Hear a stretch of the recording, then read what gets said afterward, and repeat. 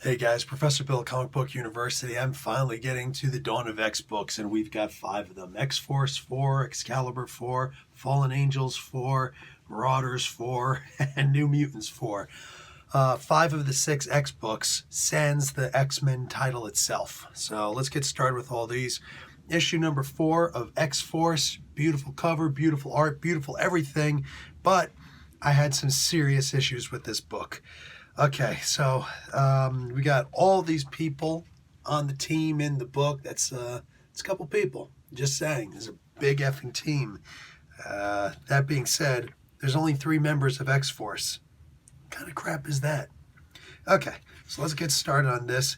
This issue is called Blood Economics. Benjamin Percy is the writer, Joshua Cassara on art, Dean White and Guro FX on colors, VC's Joe Caramagna on letters, and the design is Tom Mueller. Cover art is Dustin Weaver and Edgar Delgado. The entire head of X is, Jonathan Hickman is the head of X in its entirety. Okay, so we're going to start off with an outpost on the eastern seaboard for Krakoa, and Jamie Madrox is there. We're going to keep switching back and forth between this. There's a hit team. They show up, and they cut through with some kind of weird tech. They cut through. Jamie Madrox's dupes are there, and they wind up getting jacked up. And they take over. These guys take over this information. Like, they really shoot this guy up. I mean, like, dude, that's something out of RoboCop. You know what I'm saying? The original RoboCop movie. Wow, that's just bloody. So we switch over to the Grove in Krakoa, where the Silent 12 are talking. The Silent Council, the Council of 12, they're hanging out. Professor X is basically telling everybody the story of how he was killed and came back to life, which is interesting. But on top of that, he's also giving the history of Hercules. And I like that they're actually giving the modern day Hercules, but also Athena in this as well. The interesting part about this is it doesn't make any kind of sense. It's a good story. I think most of us know the story. The problem is it's so elusive the way that it's explained. It's like, what does he say here? Living amongst the mortals, asking the question, for fear that he would be killed by those jealous of him. So he's talking about the gods, clearly. But then he wants to go with the gods once he realizes his divine status, his divine status. So when his true nature was revealed to him, he hoped to become divine and achieve immortality. Okay? But it gives the impression that he was hiding as opposed to him being hidden, because, you know, so like the writing there is just like, look, I'm an English professor, okay? I spot these things. This is easy, and it doesn't seem that hard to read this back to someone and say, hey, how's this sound? Read this. How does this sound to you? It's not that hard. And even as an English professor, I do it all the time. All right. I know more. I know my English better than most of my peers, most, people around me. And yet I still hand it off to someone else to say, does this sound right? Because you can never properly judge yourself. That is something that's going to happen incessantly throughout this book. We get a team, so a different X-Force team, I guess. Miss Marvel, Marvel Girl, actually, Beast, and Sage. But Sage is completely dressed up like Boom Boom. She genuinely, or not Boom Boom, Jubilee. I swear to God, the first several pages on this, I'm like, why the hell is Boom Boom with this team, and why does she not sound like herself? I keep saying Boom Boom, but I mean Jubilee. Sorry. So, yeah, she looks exactly like Jubilee. For crying out loud, she just needs to be popping gum and talking about Shogo all the time. Anyway, so this is cool. She took Miss Marvel took the, Marvel Girl, took the memories from that dupe. Now, this is interesting because the dupe was reabsorbed into Jamie Madrox. That we, of course, know how painful that is for a dupe to die, or to be in that kind of pain and then come back to, Madrox Prime. That's a big deal. So he suffered all of that. Marvel Girl is also, Jean Grey is also suffering from that. But she takes those memories of the memories, okay, the description of those memories here, and she plays them for Sage and Beast to witness so they can try and investigate this crime scene. I like this. This is actually really cool. And the art on this is just, dude, you cannot argue with this art. Joshua Cassara, Dean White, Guru FX. Amazing art here. The problem is Benjamin Percy really doesn't do the art credit. Almost in every single step, Benjamin Percy, from what I can tell right now, he's got amazing ideas and horrible application. I'm going to compare it to this, okay? As I'm explaining all these missteps he continuously takes throughout this. And mind you, I'm sick, so I don't have much of a filter right now. I'm going to compare it to the three common states of matter, all right? There's solid, liquid, gas, all right? Besides that, of course, there's superconductors, superfluids, there's, plasma. There's a whole bunch of, there's like about a half a dozen on top of the three basic states. But in grammar school and whatnot, you learn, primary school, you learned that there's only three states of matter. There are many more, but yeah. Anyhow, so solid, liquid, gas. The molecules, let's just take water as one.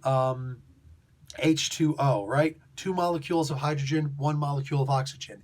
It's always going to be water, whatever state it's going to be in. It's going to be water. But water in the liquid state is the one that we know of the most. But there's also water in its gaseous state, which can be either steam or another extreme, pure water vapor. Pure water vapor and then steam, which is so hot you can't actually see it.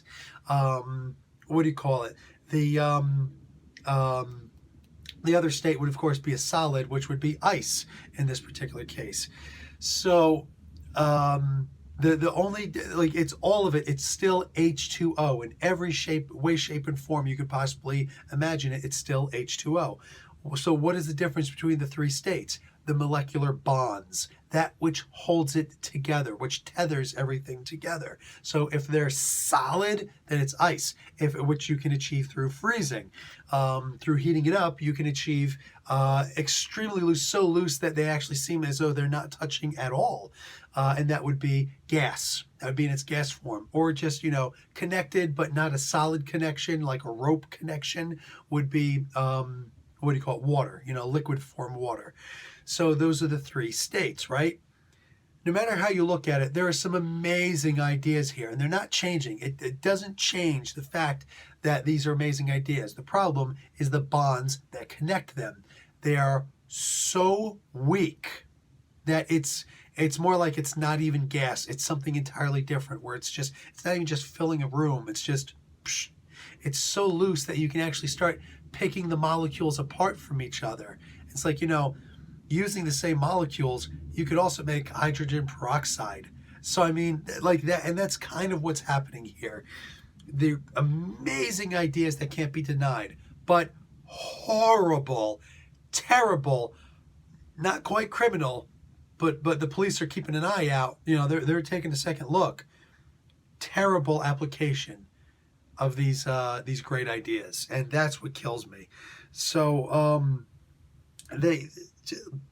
horrible research here. B starts talking about 5.56 ammo. Here, I guess he's saying 5.56 ammo. This is the kind of ammunition that's used in AR-15s and what I'm more familiar with, M16s. I'm former military. I am not a gun enthusiast. Either one would be able to know this better than Benjamin Percy does, and anybody who simply has access to the internet should also know. So I'm imagining that Benjamin Percy was not in the military, is not a gun enthusiast, and does not have access to the military or to the internet, because 5.56 is not the damned caliber. My God, that is so glaring to me. It actually infuriated me. In fact, saying 7.6 ammo. First off, it's millimeter, not caliber. My God, please get that right. Look it up on the internet. It's not 7.6, it's 7.62. In the military, we just say 7.62. That's the ammunition that is used for either an AK-47 or, different design, but the M60, which is what I carried in the military. So, yeah, the big light gun. When they say, oh yeah, light infantry, 27.5 pounds without, not including ammo. And I had to carry 11 belts of ammo on me, minimum 7, and that's 100 rounds in each one. So yeah, and I actually had a battle buddy with me. Anyway, so yeah, just completely getting the like, it's the millimeters, it's not the calibers. Just terribly, horribly wrong. Get it freaking right. It gets worse though, because you forget about the enthusiast idea and the very specific aspects of the technical, what do you call it, dialogue, I should say here. More specifically, you get the idea that they literally, they don't know what they're doing here. Benjamin Percy does not know what he's doing here, or at least he's not emphasizing it to us. Oh, these are the people who attacked us on the island, as opposed to these people who attacked the Madrox dupes, the duplicates. They're clearly different people. I would like for them to be the same people, but they're definitely the same, the different people. Oh, but they're really the same people anyway. Yeah, they're the same people. So we have to figure out, like, it's like, dude, make up your mind. It's like he had 2 different dreams and he's just blending them together and doesn't bother doing a great job of weaving them, Like, just dreams alone, they kind of break into different, and I really feel like I'm having a dream here. A bad dream with no research. This is the worst issue of the X Factor, of X-Force so far. Don't worry, it gets worse. But there's some great ideas. I love the idea that she's affected by this and she stops the vision for them, at least for Sage and Beast, right before we see that he'd gotten all sorts of shot up like that. So they don't have to experience that pain, but she still does. And it's just a portion of what Madrox Prime would have felt. But I love that. I love that. And then we get into some really weird stuff here. This is something that just, this was the straw that broke the camel's back for me as far as the cipher. Okay? The cipher in the back of the book is weird. It says, half me soonest. I don't know what the hell this is supposed to say. I'm like, I can recognize what these, what the letters are almost immediately. I barely have to, do research, like look up the little cipher chart on my, I'm about to delete the stupid thing off of my computer because, like, who cares? I can recognize most of the letters anyways. The problem is, since there's no spacing, you never know what it's going to be. It's like that's just not the way that my brain works, trying to separate words like that. Because if I see something that works, I'm going to go with that. And if it doesn't work, I'm blaming you. I'm blaming you, Benjamin Percy. I'm blaming you, Jonathan Hickman. I'm blaming all these people who are using this stupid cipher. That just, who cares? Whoever's responsible for putting these ciphers down, with all due respect, you suck. That's why I told you I'm sick, no filter. Meanwhile here, I don't know who did this one, Benjamin Percy or Clayton Cowles, I don't know, but whoever was responsible for doing this, good job. Because it's a stupid thing to say. That's Benjamin Percy. This actually reads, classified, do not share with humans. Wow, that's literally all you can give us? You couldn't give us something special that would actually make it worth our while to look at? Unbelievable that you would put this senseless drivel on there. But notice what this does that the back of the book doesn't do or anything else doesn't do. And there's spaces in between. So I could clearly, distinctly see that each word is an individual word. And I could just decipher the individual things. This, cover your ears, kids, this bullshit in the back of the book, I'm so done. I'm not deciphering a single other one. This was the first book I read. I also read the other one. So for Marauders, it says pupa in the back. That's what do you call it? That's Brian Hill. He's just doing beautiful things that have to do with the stages of the chrysalis, the stages of the butterfly. I'm saying it changes. It doesn't really add a whole lot to the book, but it's just, it is what it is. But realistically, I haven't seen a single one of these things that have added a single thing to the book. In fact, the only 2 things that were actually supposed to make any sense, the one thing in the first one that was ever done, where Hickman goes and puts out the 6 titles of the books, X-Force, Excalibur, Marauders, all those. That was the only one that was actually truly important. The other one that was supposed to be truly important was the first one that we saw in Dawn of X, the House of X issue 1, where it was supposed to say gate, but they misspelled it. Yeah, they had to do a correction afterwards, and nobody saw the correction. These ciphers, I'm done with the ciphers. Marvel, please tell Jonathan Hickman to be done with the ciphers because they're stupid, and at this point, I have no interest in wasting my time to actually decipher things. I decipher 100 of these things. One of them was any good, and I'm not even the one that deciphered that one. That was somebody on the internet. Good job. This is stupid. These ciphers are the stupidest part about the entire book. I'm genuinely done with them. Talk about stupid. This doesn't make any sense. This whole thing is 100% pointless. And more than that, it just tries to be cute. The portfolio of Charles Xavier. I'm sorry, has nobody ever read a stock report before? This is not how portfolios look. This is pointless. And more than that, they try to get cute here. Wolverine Waste Management, because they do all these different things like naming after people. Wolverine Waste Management? Come on, man. Like, am I supposed to snicker at that one? Maybe I need to have a Snickers. I'm not myself right now. Actually, I just need to not be sick. I said no filter. This is the stuff that they gave us for the previews, preview pages. This is an awesome statement. I posted that on my Facebook group, Comic Book University. Empire's Fall, or every empire's fall begins with a peasant's hunger. There is so much wisdom in that. So much wisdom in that. All right, just bottom line. That is amazing. Really good. Like I told you, great ideas, horrible application of them. Anyway, we move on with everybody just talking and blah, blah, blah. Nobody's actually saying anything of value.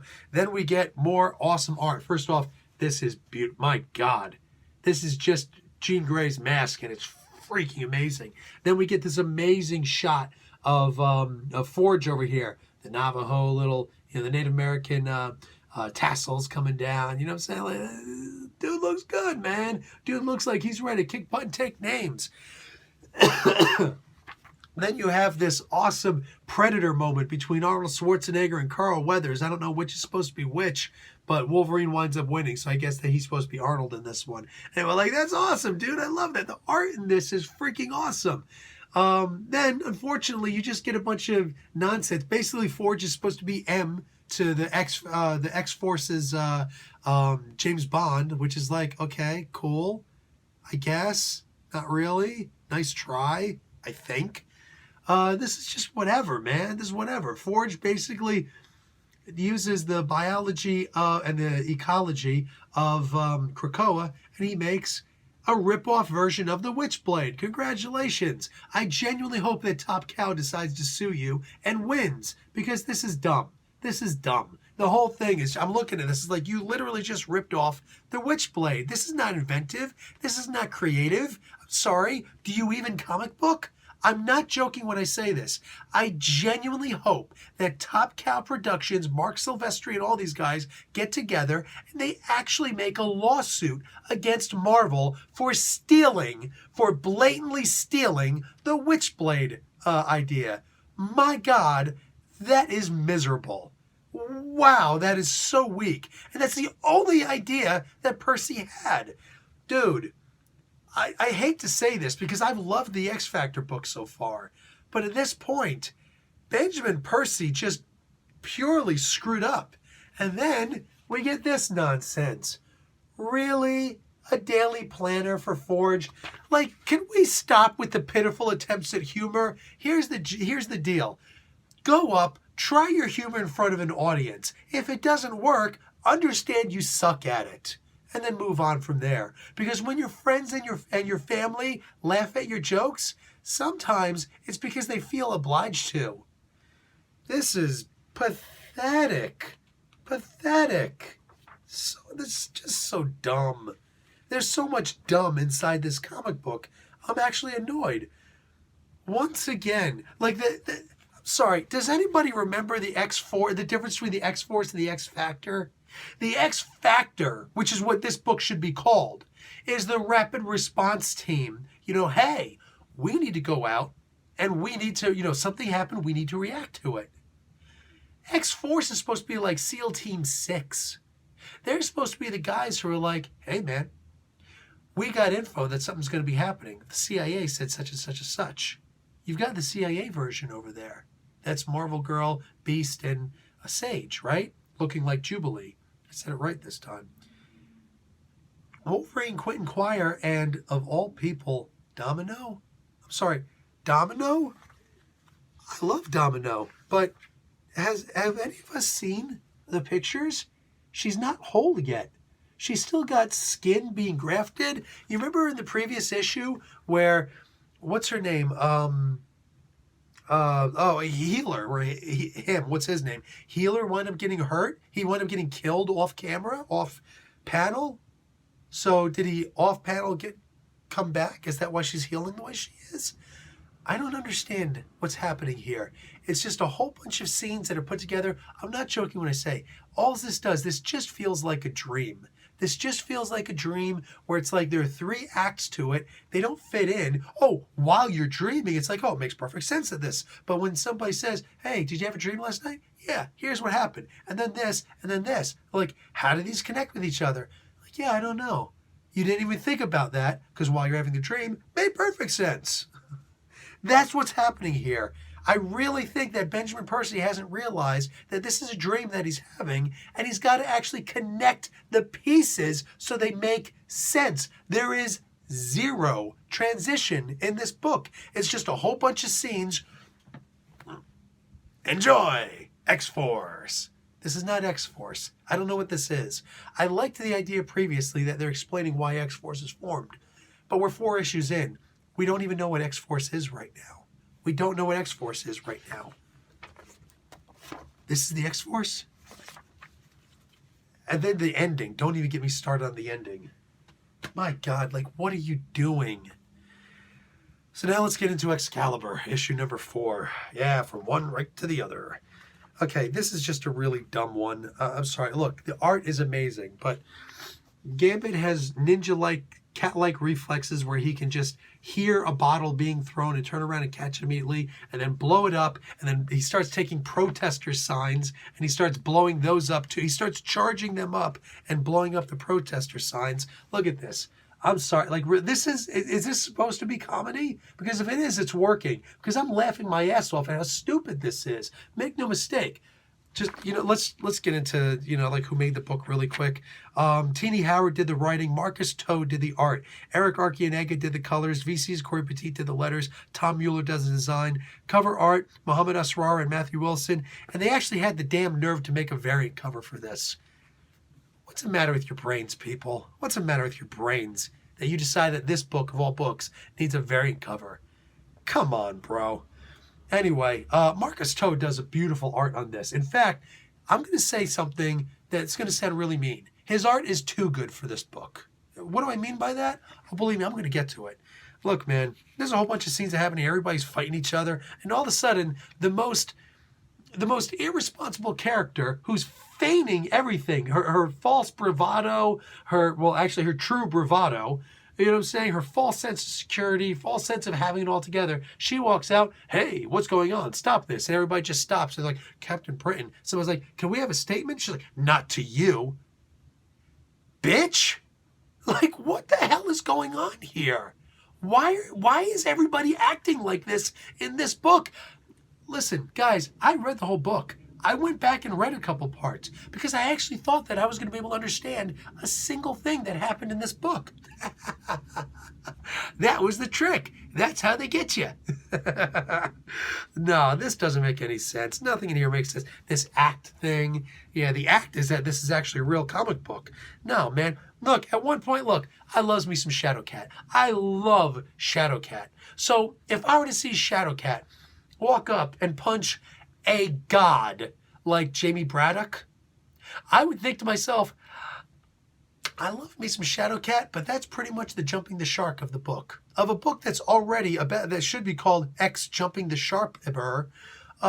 This was shark, not sharp. Anyway, yeah, I wouldn't like the idea of Shadowcat punching and knocking down Jamie Braddock.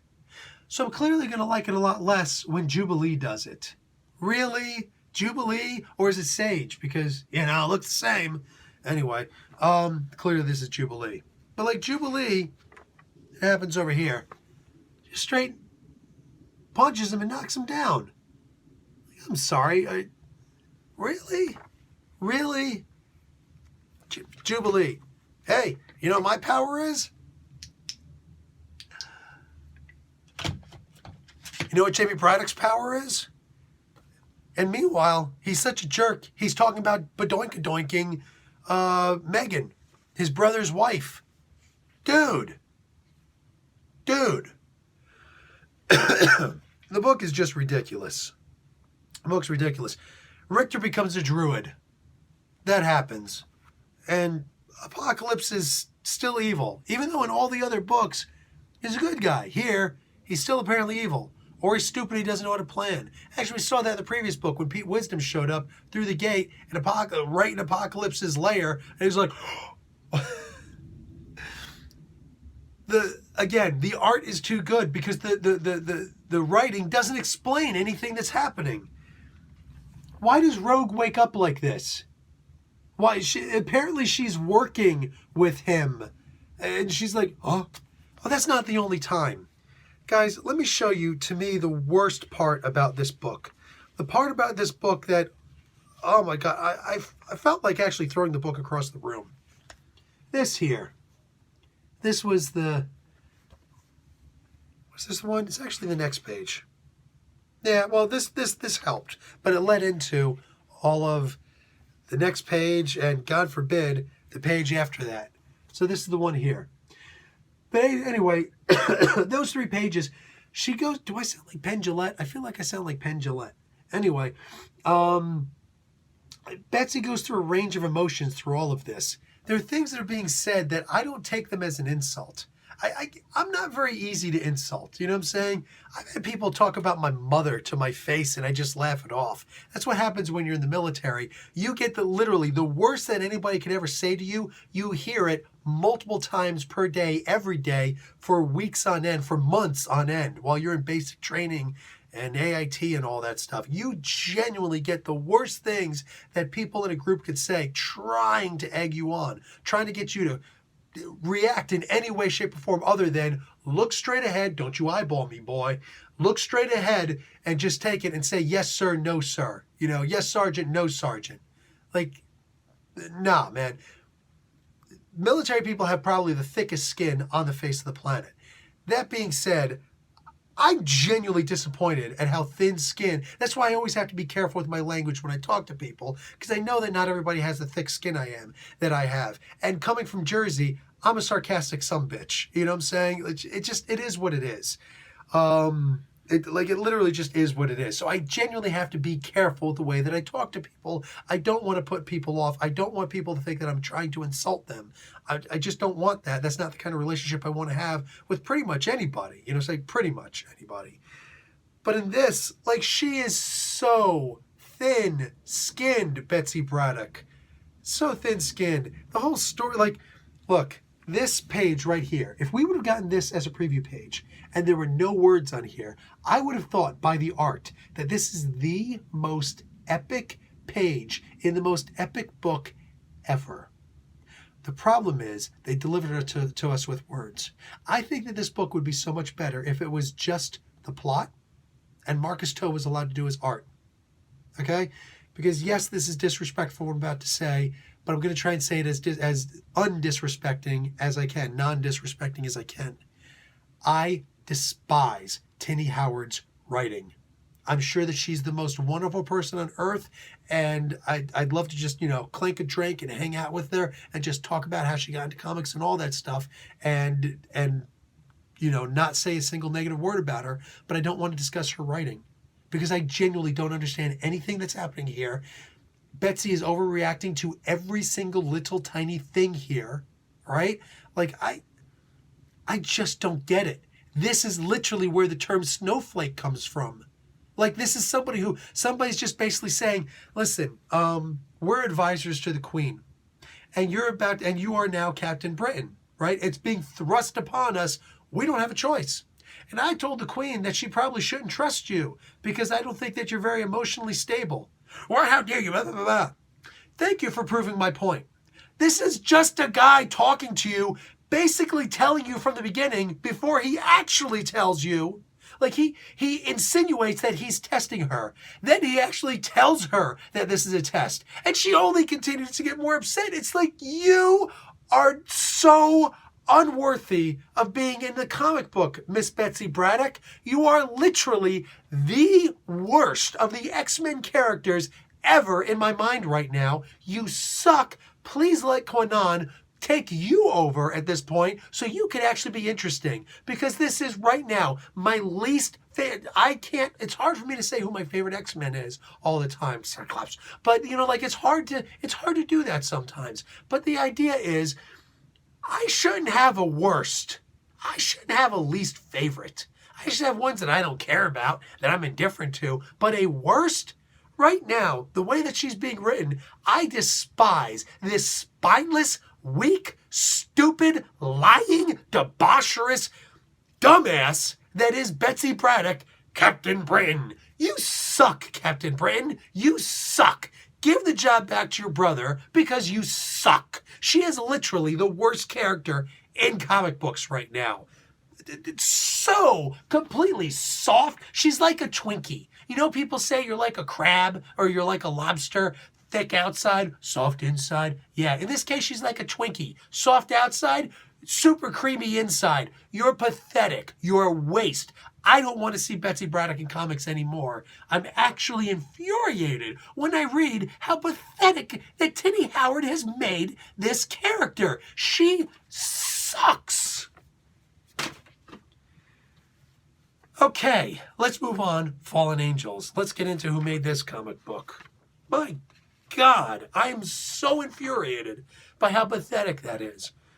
Fallen Angels issue number 4. Brian Hill on writing, Simon Kudransky on art, Frank D'Armata on colors, VC's Joe Sabino on letters, design Tom Mueller, cover art David Nakayama.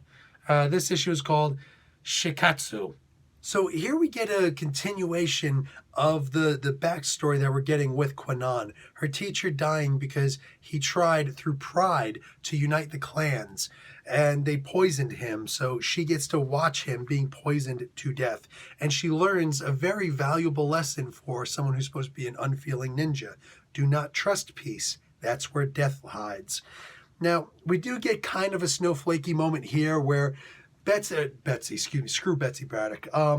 Kwannon is supposed to be the leader and the spiritual guru for these characters here, these other two members of Fallen Angels.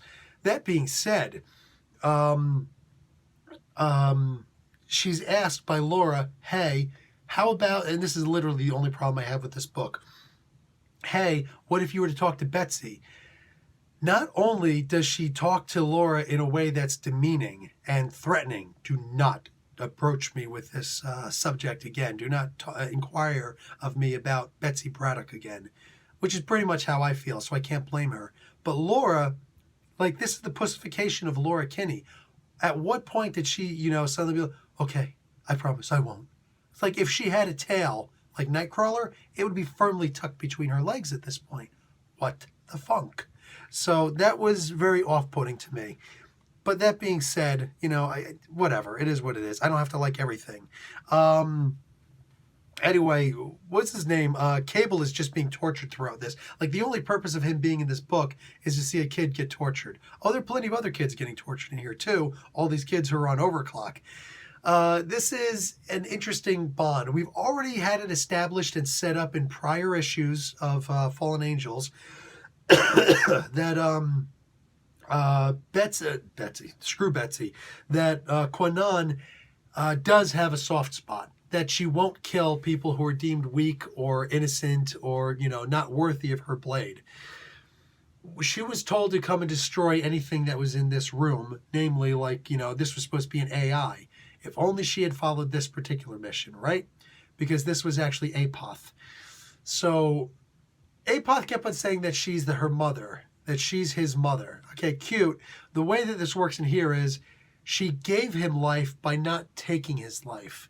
for a super smart, sentient AI, man, this guy's a dumbass. I mean, like, that's just not the way that, the English language works. You'd figure you'd be able to figure that out. But he also did say, I have therefore made you my mother, because I am God, I'm the devil, I'm the flood of Noah, I'm all these bad things. Pretty badass language right there. I love that. I love when, don't make me get biblical on your ass. Like, dude, that is freaking awesome. I love that. What do you call it? She, I don't know, he basically says, I am God and I desire a mother. Okay, that works. Hey, I was a good little Catholic boy for the bulk of my life, man. I get that. I get that. There's the old quote in Catholicism. Jesus has opened the door to the kingdom of heaven for more people than his Father has. But at some point, he has closed the door to some. And then those people will end up in the room with him and he'll say, whoa, how did you get in here? He says, well, you closed the door, but your mother opened a window. Like, that's Catholics. You know what I'm saying? We will bypass Jesus to go straight to the Virgin Mary and ask her for help and whatnot. Like, it's the funniest thing. It's whatever, man, whatever. Like, don't sweat the religion. Anyway, this is wicked. There's, I don't know, it's hard to say how this works. I'm not going to hurt you, but she's clearly getting hurt. It is what it is. I'm going to show you the last page on here. This is a spoiler review. Hello. This is beautiful art. This is Simon Kudranski. I can't tell you how happy I am. I think I may have mentioned something like this previously. I can't tell you how happy I am that Kudranski and Hill have been teamed up together on this book. Because, like, it's exactly what they need. It's exactly what they need. You got to understand the sci-fi, cyberpunk mentality that really gets Brian Hill's juices flowing. You know what I'm saying? Sorry, I'm talking about his juices. That's a bit much, especially since I'm so sick. But you get the gist, all right? You get the gist. Anyway, you got to make sure you read the 2-page phone call in here. And yes, it could have been reduced to less. But you got to read the 2-page phone call in here between a Mr. Nakamoto and an interviewer, because it's going to tell you not everything, but the bulk of what you need to know about APOTH. That's important. And as I mentioned before, this says pupa on the back. That's the last thing that I actually looked up what it means. I just don't care anymore about the dumb cipher anymore. Not interested. Okay, let's move on to The Marauders, one of my 2 favorite books this week. The Marauders was amazing. Let's get into this by talking about who made this book. Only a couple people on the book, or in the book. Boom. Okay, so Pyro, Bishop, Kate Pride, Storm, and Iceman. There are more, but you get the gist. Jerry Duggan doing the writing. The art is Lucas Wernick. Federico Blee on colors, and VC's Corey Petit on the letters. Tom Mueller doing the design. Russell Dauterman and Matthew Wilson doing the cover art. No variant cover. So, The Marauders, issue 4, The Red Bishop. Yeah, Bishop's becoming the Red Bishop. He's gotta. I love the way that this book keeps on leading us, all right? Jerry Duggan is on his A game here. If you loved his Deadpool run and curses fie upon you, if you do not love his Deadpool run, fie upon you, I said, fie. Anyway, he leads us through the story. We know where the story's going. It's like I think all of us here at least for the most part have seen, we're all like, Kitty Pryde's got to be the Red Queen, right? And then several issues later, yes, right? We're seeing who's going to be the like all the different bishops and whatnot. We're seeing this and it's like, oh my God, I love this. I love this. And now we're seeing Bishop being primed for it. Is he also just going to fall right into it? Because he's perfect for it. For crying out loud. At one point he says to her, where's your red anyway? Besides the fact she says, oh, they've got somebody, oh my God. And who, I got to actually look up his name. I saved on here because I'm not going to find it here. Jumbo Carnation. He only had one appearance. And I actually have that book. It's the first appearance of Quentin Quire. Hey, I don't have the book before it, which is a grail of mine. It's the first appearance of Soraya Dust. That is a grail of mine. If you guys have an inexpensive copy, you want to send it to Professor Bill, I'm just saying, I'm not saying anything, I'm just saying, I might have just said it though. Anyway, I would like to buy it off of you though. Anyway, and somebody once said, you obviously haven't read the Grant Morrison run. Welcome to the channel, new person. Shh, and learn before you actually speak. That's the way it works in this school. Anyway, this is a university. It's not grade school. We raise our hands here. So anyway, what do you call it? He says at one point, where's your red? Meanwhile, they're both wearing the exact same red. So I love that. But yes, oh, for crying out loud, this guy's name again, it's the weirdest name. Jumbo Carnation, the fashion designer. This knucklehead, what do you call it? He was brought back to life. It leads to a great CIA dossier being made up over here, which is freaking perfect. I want to meet and hang out with the CIA, all right? I know they're supposed to be working against the freaking mutants on here, but no, they're not. No, they're absolutely not. God, I love this guy who's on here stuck at a desk talking about, I wish I had a team, wish I had some people helping me out. God, that is amazing. Oh my God, I love that. Anyway, seeing the way that this whole thing comes together is great. They're basically there to try and find Mr. Zhao.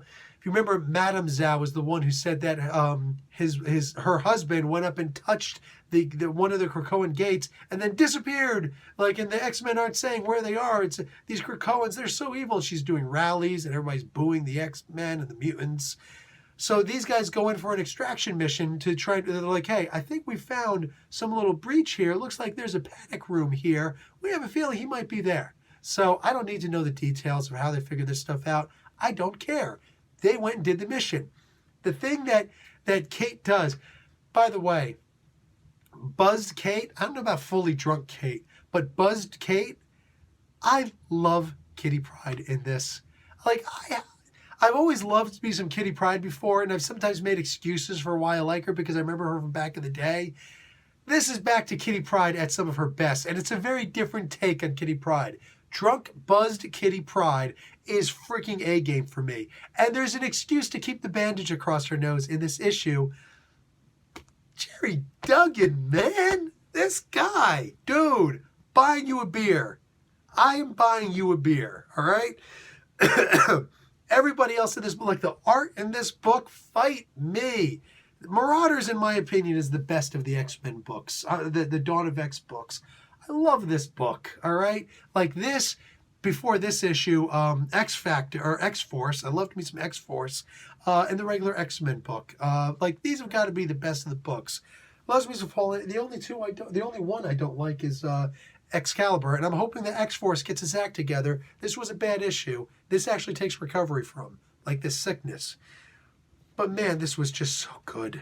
Wow. Storm gets like one moment in here. Only one. But it's great. Pyro himself also gets only one moment in this book. But singing Journey while he's using his flames to form a dragon and then using the flaming dragon to breathe fire onto other ships. Oh, man. Did you all read Jerry Duggan's Deadpool run? This is a fantastic book. Plus, there's new versions of Lady Deathstrike. Yes, I said new versions. Plus, the very end, Madame Zhao joins the Hominis Verendi, which is just like the most masculine thing you could say in Latin. Go look those words up individually because, wow. Yeah, so they're not the Hellfire Club anymore. No. There's something new. The Homini Verendi. Really? But they're still looking like, they're going to be the Black King, the White Queen, and the Black Bishop and the White Bishop. So like the original Hellfire Club, but with a different name, and they need bishops now. Oh, man. This is an A-plus book. I love this book. Everything about this book, even this cover. How can you go wrong with a Storm cover that looks like that? My God. Okay, so yeah, A-game book right there. After that, the best-selling book of the month last month, New Mutants and this is issue number 4. NM. I see what you did there. Okay, I'm going to say something a little bit mean right now.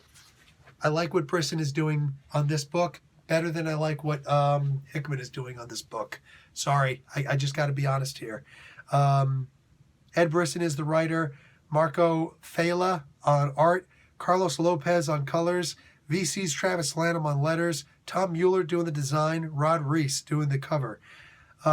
This issue is called Fast and Furious. Sorry. So we're continuing and almost concluding the acts of what's happening in Nebraska. Guys, I'm not going to get big into what happens in this book because you need to buy this book and read this book. It is absolutely amazing what happens in this book. If you guys aren't on the Brisson bandwagon, I don't know what's the matter with you guys. Love y'all, but wow. All I'm going to say is next issue, I can't wait to see Boom Boom go boom boom because hell's to the yes. This is what I signed up on these books for this kind of action, this kind of story, this kind of storytelling.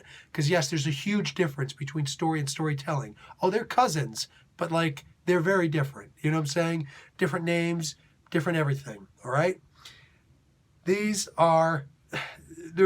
some great stories being told. Yes, I do still want to see what's going to go on up in space and whatnot, but honestly, I only care but so much about that at this point.